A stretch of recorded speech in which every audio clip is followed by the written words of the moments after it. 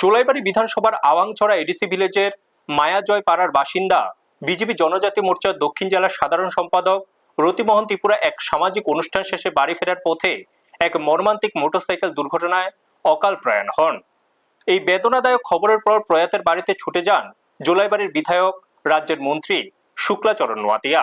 তিনি শোক স্তব্ধ পরিবারের সদস্যদের সঙ্গে সাক্ষাৎ করে গভীর সমবেদনা জানান এবং প্রয়াত নেতার বিদেহী আত্মার চির শান্তি কামনা করেন।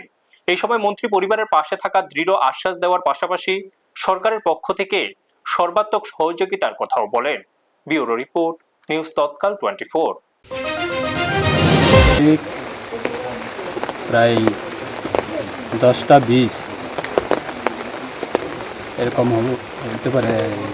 10টা 20-এর সময় উনি একটা গ্রামের একটা সামাজিক অনুষ্ঠানে উনি গিয়েছিল এবং উনি রাত্রে হয়েছে বাড়িতে ফেরার সময় অন্তর্গত এই আবাংছড়া ভিলেজ কমিটি পঞ্চায়েতের আন্ডারে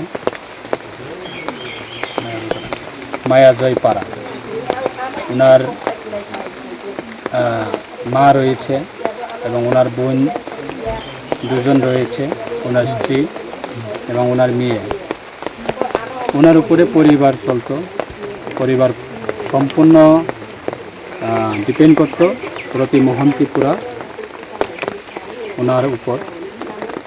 এবং ওই দিনের ঘটনা, হালকা একটা বৃষ্টির সময় উনি একা বাইক চালিয়ে, স্কুটি বোধহয়, উনি বাড়ি ফেরার সময় ওনার বাড়ির পাশে, বাড়ি থেকে প্রায়